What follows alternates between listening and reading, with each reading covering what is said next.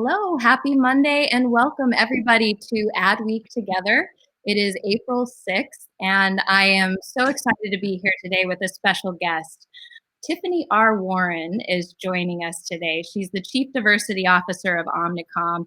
She's also the founder and president of Adcolor, and she partnered with our editorial department to come out with our champions list today. So, Tiffany, I'm super excited to have you here to talk about our champions and also the state of diversity and inclusion. How are you doing? I'm doing really, really well. I'm a natural introvert. I know people won't believe that, but this I has don't been, believe that. I don't know why I start with that statement because most people do not believe me. But no, this has been really good. It's been good to take a step back. Certainly, there's a lot of anxiety and worry and pain in the world, but I've really taken this time to take a step back and look at all the things that I'm involved in and make deeper connections with my family and friends. So I'm doing very well. Good. I'm so glad to hear that. And I'd love a little later to talk more about how you personally made the adjustment along with your teams to Sure. sort of Yeah. working from home. But first, I'm excited to be able to talk about some good news today with this champions list. It's the second time that Adweek and Adcolor have partnered to come out with it. So it's our second annual awards. And in our issue today, which our subscribers are starting to receive at home in print, which you can also find on the adweek.com homepage. We're spotlighting 18 people who are both pushing diversity and inclusion forward and then also reaching back. And I know that, Tiffany, that's a big kind of hallmark for you of a champion, is someone who's not just rising in their own career, but also, helping others as well. So what can you tell us about what the process was like to come up with these 18 people this year? Sure. I think every year the process starts with who's really making that impact, doing really incredible focused jobs, but also reaching back as mentors and coaches, really, because I think if you talk to all of them, they would consider themselves coaches. In some cases, mentors is certainly a really strong word that people identify with, but a lot of people are coaches. But what I most look for in a champion is really just who embodies the rise up, reach back. It's the mission of Adcolor. So it's really quite simple to put people in those two categories. If you're rising up and you're achieving in your work, but if you're also reaching back and it's really clear that you are and you're making impact with the mentees that you're coaching to success, then you're going to make this list. Yeah, and I know, a lot of people who, who want to make a list, wonder. I think there's a lot of mystique around the process of choosing. And obviously, out of the hundreds of thousands of people you can choose, it's not easy to narrow it down to 18. But how, if you're giving advice to people who would like to be on the list next year, what does someone need to do to kind of be on the radar? The really amazing thing is a lot of people are doing it already. Sometimes these individuals don't want to sort of put shine on themselves. So I think during the year, it's a lot of social listening, it's a lot of observations, it's a lot of recommendations that help us put this list together. But if you are in your role and you are using your platform to lift others up, simply put, you are a champion whether you're on this list or not. And let's talk about our cover star, Jez Chung. She's the Yes. diversity and engagement lead at Anomaly.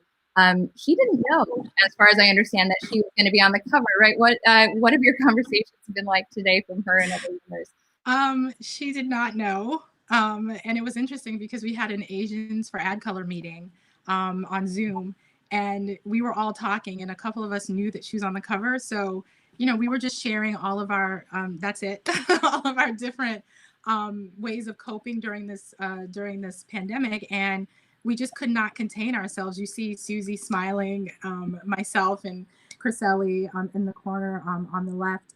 We're all smiling because we just know what awaits Jez on Monday morning. And so she woke up this morning, I gave her a call, and we spoke for about 30 minutes, and I just uplifted her and I said, be present, enjoy the moment. Because one of the most important aspects of diversity and inclusion is visibility. There's so many events and there's so many wonderful conferences that support diverse vendors and partners and that support the progress of diversity and inclusion. But there's nothing like visibility when the trade magazine of your industry puts you on the cover and gives you those accolades and those roses now. So for her to receive this kind of rose so young in her career, but she's been so involved in so many diversity and inclusion programs, I think we all feel really proud of her. And there's so many different parts of the industry right now that are celebrating her. And, you know, it was nice to give her a call this morning and just say, okay, you know, be present and enjoy every moment. Yeah.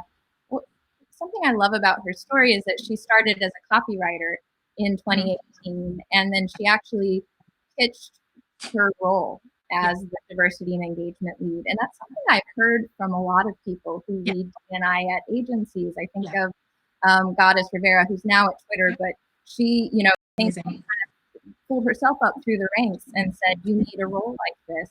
I wonder, is that a trend that you're seeing in agencies? People that's 100% the trend. I think most people that come into diversity and inclusion either learn by fire. I often say that I've gotten my MBA in diversity and inclusion just by working in this industry. And I often think that being, you know, strongly tethered to Omnicom while running Adcolor gives me the insight to be on the front lines of what it takes to make a company diversity fit. So yeah, I think if you talk to most of my counterparts or colleagues, they'll tell you that they transitioned from a different part of the company into D&I. They may have been doing it before, and the call became stronger and stronger. So they created a full-time role out of it.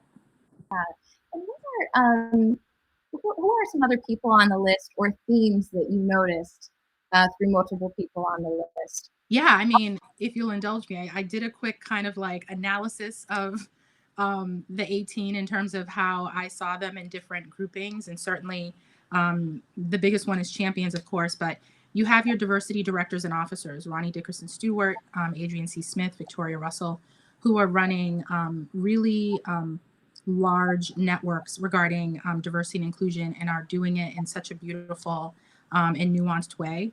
And in some cases up against many obstacles, but face them with strength. There's a group of individuals on this list that really stand up for marginalized cultures, and I would say that most people on this list do. But you have Ryan Ford, Sarah Kate Ellis, Chris Bergeron, and Claudia Romo Edelman really, you know, kind of stand out to me a little more than others, specifically because day in and day out, they're working so hard to make sure that those cultures that are on the fringes are seen. And so their work is hard. It's not easy, whether it's through entertainment or through policy, as Sarah Kate Ellis does with Live. You have the corporate crowns, the Shonda Brown Duckett, Essie Eggleston Bracey, Caroline Wenga. And Essie, particularly this crown is interesting because she helped forge the Crown Act across the country. So specifically African-American women won't be discriminated against in terms of what hairstyles they wear. In the office. And Deshonda, with her own foundation and the work that she's doing at Chase, is really incredible. Speakers of Truth, these are people that I follow. These are the people that I go to get the language and the feeling of what it means to be in this role of D&I. And those individuals are Glenn Singleton and Daisy Agier Dominguez. If you follow any of them on Instagram, particularly Glenn Singleton and Courageous Conversations, and Daisy with her daily overview of what it means to work in an environment where the reality has become virtual, but those sort of microaggressions and things that cause a lack of diversity are still very much prevalent, even more so now. So they're amazing. The lighthouses are Jess and Ty from LinkedIn, the B2B Institute. Just their energy. If you have a chance to meet them, and I'm sure you will in the future when we all come together, you just see the light emanating from them. And sometimes being that lighthouse and that beacon is enough to move a whole agency, move a whole company. And I love the work that both of them do. The culture shifter is Amani Ellis, CultureCon, literally. Her conferences have shifted the way all of us think about how we're presenting content from an authentic standpoint. That CultureCon has grown exponentially, and I'm certainly proud of the work that she's done to represent a generation that leads with authenticity. That's the first thing they lead with. The Dreamers, Monique Nelson, Tanisha Jackson Warner. I mean, literally, Tanisha, she really should trademark the word dream, because she dreams so big for herself and for others, and towards the country, helping other people's dreams come true. And Monique Nelson, I think, is the keeper of the dream, which is Uniworld, which is one of the first African-American agencies, and is still leading the charge there to this day. So they for me are the dreamers. And the ultimate ally, Andy Burke from Google Ad Lab. I personally have connected with him. The Google Ad Lab hosted the futures for a hackathon, and they really only had a couple of hours. It was the most incredible thing I've ever seen. And Andy and his team led the charge, and he was fully present, fully judging every one of the presentations. And he's been a constant ally, not only for marginalized groups, but certainly standing up for creativity at the Google Ad Lab. And with Rob Wong, who was actually honored last year at Adcolor as one of our creatives, our One Club creatives, they really have a special shot there. So I hope I summed it up in many different ways, but I took the time this weekend to really read and go through, and certainly shout out to the mentees. That's a whole nother categorization. I mean, they are even more incredible in some cases. And I think the thoughtfulness that the champions went into picking their mentees, I hope that people express that same sort of thoughtfulness when they're sharing their wisdom to the next generation. Yeah.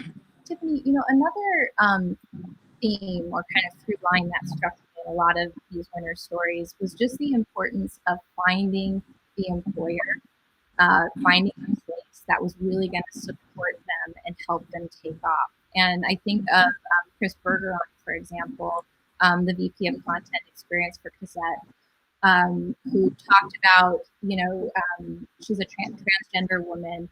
And in a previous job, she was asked to dress as a man when pitching to certain clients.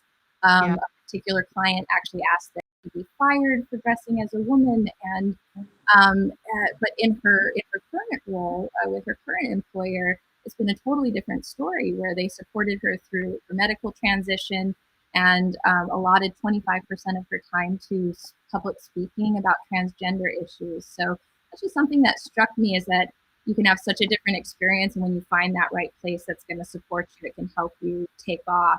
Do you have any advice for people about finding that place? Because you often don't know until you get into a job. Yeah, I mean, I definitely have, my stories in terms of all of the agencies that I've worked at, and all the companies that I worked at accepted me 100% wholly. I don't think, Adcolor would be where it is if I didn't have the incredible, amazing support of Omnicom. Particularly shout out to, my coach, which is Michael O'Brien, who is the general counsel. We work hand in hand on a lot of diversity and inclusion efforts, but certainly he has kind of cleared the brushes for me so that I can keep forging forward with Adcolor and with all the other things that I support. I think it's really important to know immediately. You could on a website, you can certainly talk to people who work there, but it's certain just to be really upfront when you do the interview. I know there are sometimes constrictions because that may be the only job offer you have, but I have to tell you that you don't want to take a job where you're only bringing 70% of who you are. If you are involved in CSR or not-for-profits, that could enhance the reputation and the perception of the company as well as those around you. It behooves you to say that in the interview. And certainly if someone has a track record of creating space for people to do diversity, but also to do other things, or as we say, side hustles. If they have a track record for doing that, pay attention to it, and then seek out opportunities at that company. So I know that there is a lot of angst right now about the state of diversity and inclusion programs. Just at this moment with the coronavirus crisis and the economic fallout, agencies are talking about the fact that they're bracing for a lot of cuts, a lot of furloughs, pay cuts, and some of these programs could be on the chopping block. What is your view of that, particularly coming from Omnicom? Have you seen these resources be cut yet? Is it more the fear that they will be? It's, it's still so super early. When people ask me, what is diversity and inclusion in the time of COVID? I'm like, can I live first? Can I be in it? And then I can create observations because we're still going through it. I mean, time is passing really fast. Sheltered in place March 13th. It's been almost a month. And I think companies are still trying to figure it out because the news literally changes every 24 hours. But what I will say is this. I'm speaking with my Adcolor hat and, as a diversity officer, this is a time when the world is watching. And certainly, we've spent 10 really hard years of making incredible strides where diversity is at the forefront of, every board meeting, every press release. But this is the time to really pay attention because the world is watching. I think diversity and inclusion to some extent. Oh, there's the picture. Well, actually, just quickly, we got together. There's 12 of us there, and all those women not only represent Black Girl Magic, but they're also the heads of some really big cultural movements. CultureCon, Curly Girl Collective, the Wellness Summit, and the Colored Girl, which is a really beautiful retreat that's put on for senior executives of color. I mentor many of them, but I wanted to pull us together to just do a temperature check to see how everyone was doing. Because I am part of that group that's going to be impacted by this. And certainly Adcolor is a cultural event. It's a movement. It's an organization. It has multiple things that it is. And so any decision about us moving forward or not is going to has to be made with care.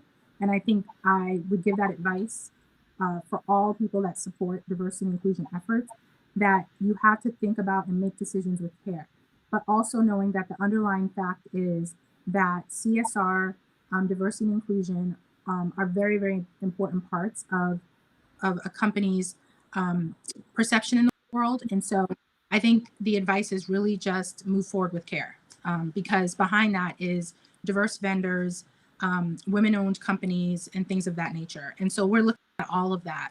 And on that call, we talked about that and much more, so that we can hold each other up through this time.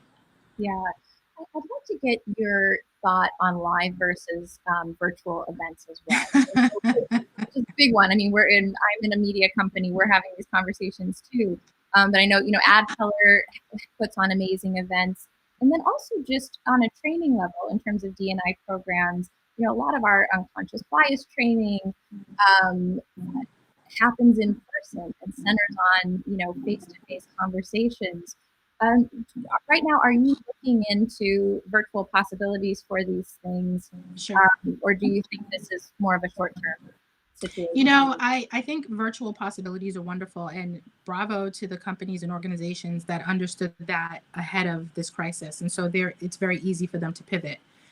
When I look at just Adcolor in general, we have usually 122 volunteers and companies, and that it takes to put on Adcolor. It is a full year process. It's unlike anything in the industry in terms of what it takes to put on.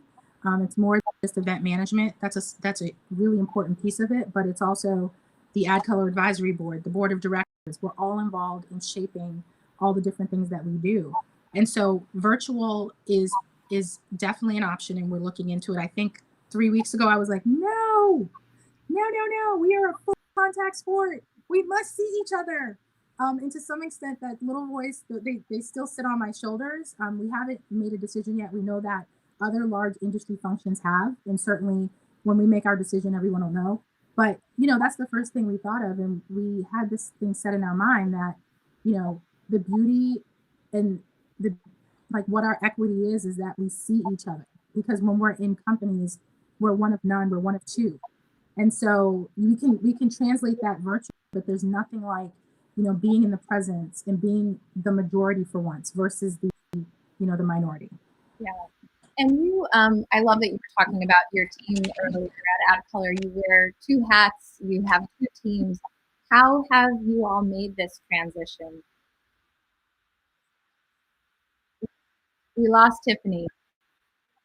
She's back. It's okay. So Tiffany, I was just mentioning how you wear two hats and you have two teams who have gone, remote over the last 3 to 4 weeks, as you mentioned. How have you and your team handled that transition? What has it been like? What's interesting? We handled it pretty easily because, at least for my teams, we're always remote. We sit in different places. We come together once a year. Speaking specifically for Omnicom, we come together once a year for a retreat where we talk about our annual goals, and then we get sort of a rundown of what everybody's done. Even though that's a rolling rundown, there's something to be said about coming together once a year and physically seeing all of the diversity champions. So there's 13 of us, and we got together, I believe, the first week of the shutdown, because I just needed to see everybody's face and make sure that they were good. But the transition has been fairly easy, at least for that collective. And the same thing is true for Adcolor. You know, on March 13th, which I think was the first, March 16th, excuse me, which was the first day of shelter in place for New York and most of the hotspots in the country. We launched our Adcolor advisory board. The new members, they applied. This was their first meeting, and I didn't have, any sort of knowledge that everybody would join. All 28 joined, every single one of them. Again, we've had most of our meetings in a virtual and in-person way. So to shift to all virtual has been pretty easy. And then last question for you. I like to end the show with a bit of advice for our viewers. Sure.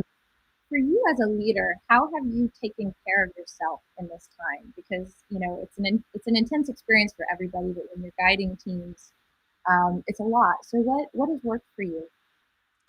I think me personally, I just cooked really well and healthy for myself.